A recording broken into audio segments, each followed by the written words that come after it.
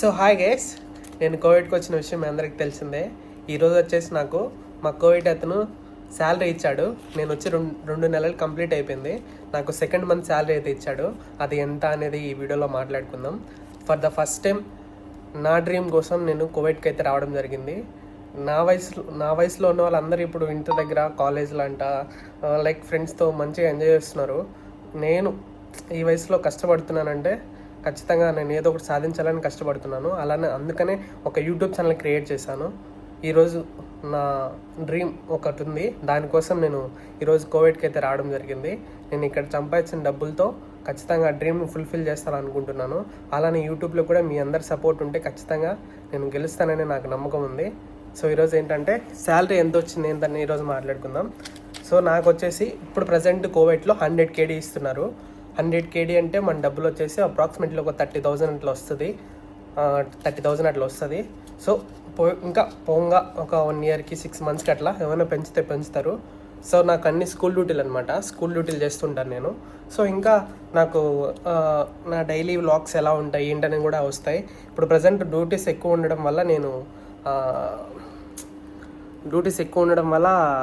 వీడియోలు అయితే చేయలేకపోతున్నాను. ఖచ్చితంగా వీడియోలు అయితే ఆపేదం ఉండదు. వీడియోలు ఖచ్చితంగా చేస్తాను. సో నా శాలరీ ఎంత వచ్చిందంటే నేను చూపిస్తాను.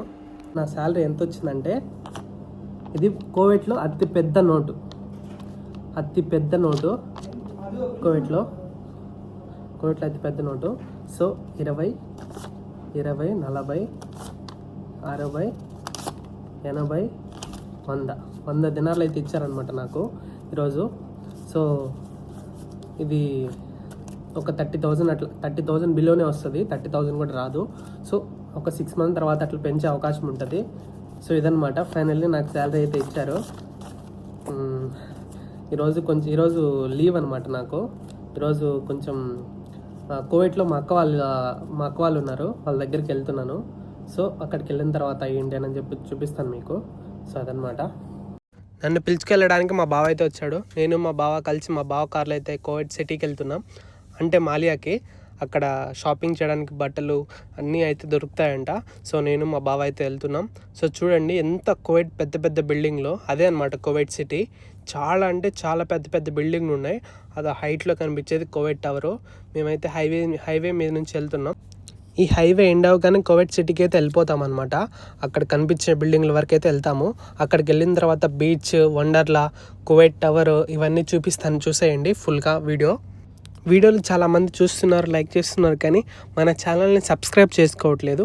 ప్లీజ్ నా ఛానల్ని సబ్స్క్రైబ్ చేసుకొని నన్ను కూడా కొంచెం సపోర్ట్ చేయండి.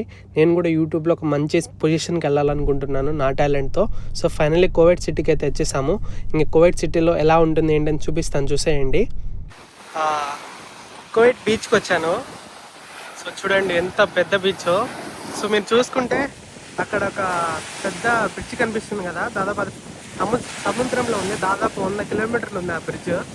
అక్కడికి ఆ రోడ్లో పెడితే పాత కోవిడ్కి ఏమో వెళ్తారు, అది నాకు తెలిసినంత వరకు.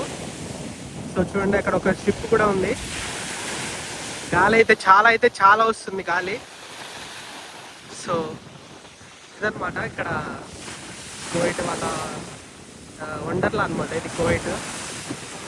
సో ఇక్కడ వచ్చేసి ఇది కోవిడ్ టవర్. సో ఇక్కడికి మాలియాకి వచ్చినప్పుడు చాలామంది వస్తుంటారు. ఇది వచ్చేసి ఇదంతా ఇక్కడ చాలామంది ప్రజెంట్ ఈరోజు మంగళవారం, ఎవరు రాలేదు, అందుకే అంతా ఖాళీగా ఉన్నారు. సో చూడండి ఇది పెద్ద బిల్డింగ్ అనమాట కోవిడ్ సిటీలో. అలలు అయితే భయంకరంగా వస్తున్నాయి. సో ఇది టవర్ చూడండి, అలలు అటు వస్తున్నాయో.